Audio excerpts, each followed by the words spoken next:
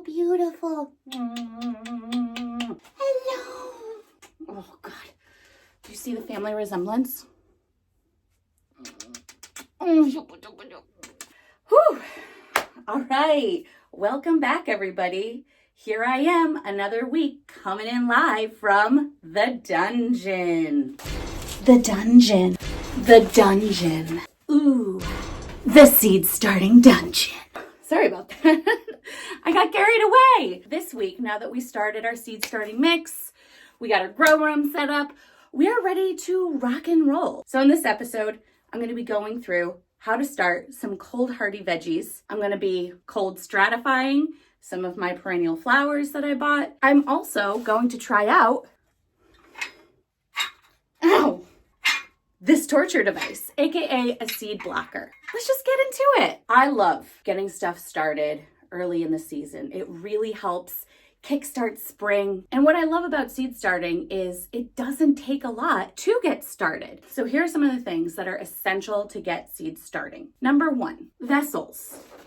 These can be anything. I do happen to have these grow trays because once upon a time, I had dreams. I was gonna grow wheatgrass down here. I was gonna have a full operation. I was gonna get all my vitamins. I was gonna sell wholesale.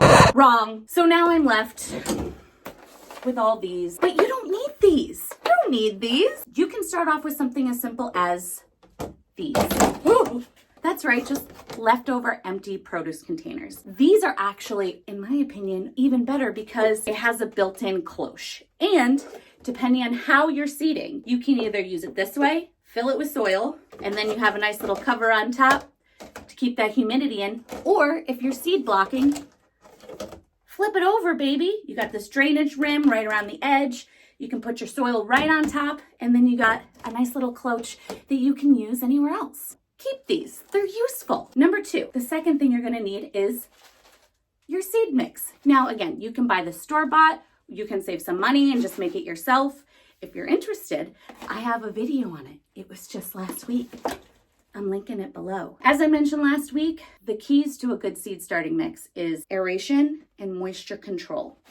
You wanna make sure it's nice and light so that way your little babies can wiggle around. Number three, water. I know it seems a little, redundant. These seeds are not gonna start unless it's humid enough. That's why we're gonna cover our little babies. We're gonna make sure it's nice and humid, and that's gonna help them really get going. Number four is just water again, but in a mister.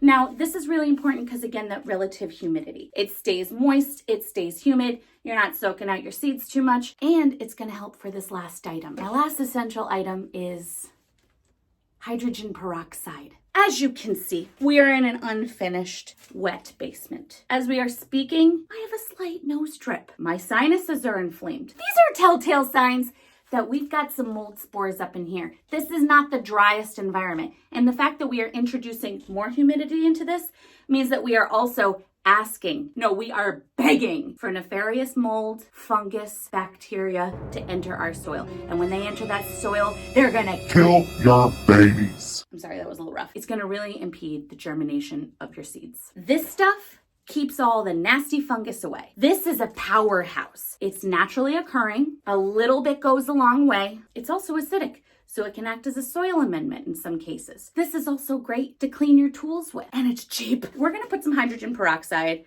in the water that we're gonna use to hydrate this seed starting mix. I want to tell you one thing. Do not spray your seedlings directly with hydrogen peroxide. It's gonna burn them. That's a chemical burn, baby. We can't do these to little babies. Owie! Owie! So now we're into the actual seed starting part of this video. I'm hydrating my seed starting mix right now, as you can see, and I really want to show you guys how my soil blocking went, but one, I did not film it, and two, it's better that way, because as you'll see later down the line, it was a bit of a struggle. A lot of trial and error there. We ended up getting, 2 hours later. These ended up being a lot more uniform in size, so I'm very happy with these. So after a lot of trial and error, I got some relatively uniform cell blocks. Now I'm sure you're asking, why Muff? Why are you using a soil blocker? And the answer is simple. It's to cause me endless frustration and bring me to the brink of sanity. Just kidding. The reason why me or anybody would want a cell blocker is because, one, cell blocking encourages healthy root growth. Roots don't like air. They like aeration, but they don't like solid air. To them, they think, oh my gosh, I've hit the surface, and they want to go down. With a cell blocker, what it does is it creates an air gap. The second one of these roots hits the wall, they think it's the surface. So they stop, they branch, and they move within there. And what you end up with is a really healthy root structure. The second reason is less plastic. Now, I like to use these because, again, built-in cloche. They're pretty cheap. You can get these on Amazon or any kind of growing site. But this is now not one, not two, but 3 layers of plastic. If you're looking to move away from plastic, cell blocking is a great choice for that too. Am I going to continue using a cell blocker? Am I a glutton for punishment? Of course I am. Just not today.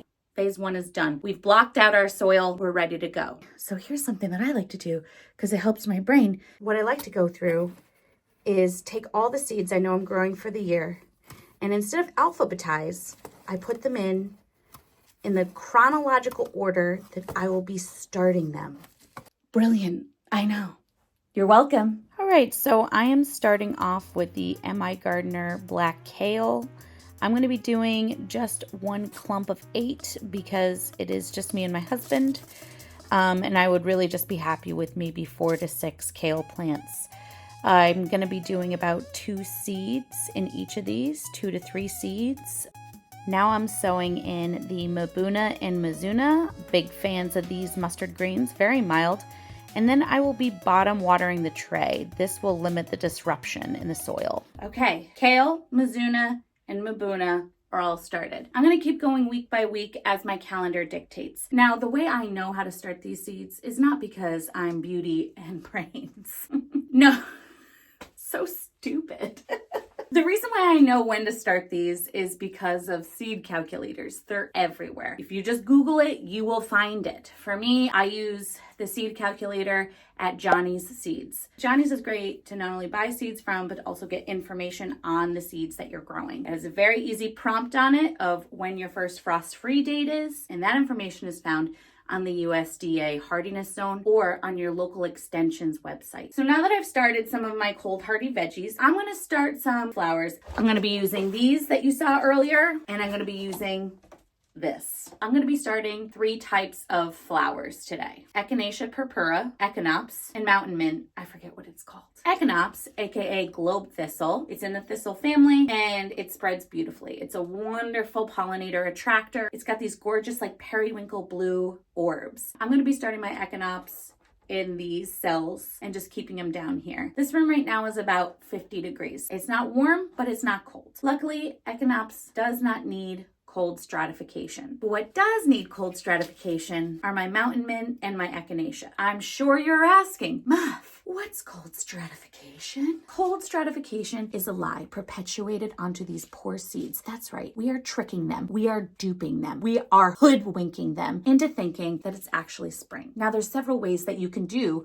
cold stratification in your fridge, and you keep them in there for a solid month. What you can also do is a temperature fluctuation one. We're going to go with the temperature fluctuation one. That's because 2 reasons. One, it's an experiment because I don't know where you guys are living, but where I'm living, it's crazy. Some days we are 30. Other days we are 60. So what I want to do is I want to grow the ones that are going to respond best to these strong temperature fluctuations. These are the ones that are going to hang and they're going to be here for the long haul. So with cold stratification, it's actually pretty easy. And I'm sure you've seen a lot of people out there show you how you can start seeds in gallon milk jugs. And that's basically what we're going to be doing here. I've poked holes in my giant lettuce containers and cover this entire bottom layer with soil. And then I'm going to sprinkle these babies on either side. And then from there, what we're just going to do is we're going to leave it out in an area that gets 3 hours of direct sun, and it's going to stay out there until we see something grow. So I'm starting out with mountain mint, and as you're about to see, they are teeny tiny, itty bitty little seeds. So you don't have to be too precious with them, just lightly scatter them and then don't cover. They do best with light to germinate, so just gently press them in. Now I have my echinacea seeds. Again, they're a little bit on the small side, but they get the job done. And again, just gently pressing them in. Now we are on to the echinops. Again, same deal. These are all prairie style plants, and it's just gonna need a light pressing in. I'm putting the plastic cloche over it, and we're all set. And Bob's your uncle. Tomorrow morning, I'm gonna be setting out this container in the sun, and I'm just gonna leave this here in the grow room to get started. I'm gonna keep you all updated as to the progress of how some of these are doing. So I hope you enjoyed this video. In the weeks to come, I'll make sure to provide updates as to how all of these are doing, as well as what I'm growing. If you're interested in seeing what I'm growing, when I'm growing, or where I'm getting my seed from, feel free to leave a comment below. And also, if you like this video, if it brought you joy, if it inspired you to maybe do something new today, like and subscribe, baby, because every week I put out a new video with the aim to either inspire, educate, or just bring joy. So thank you all for tuning in. I'm Muffy Reyes, and remember, the love is worth the labor.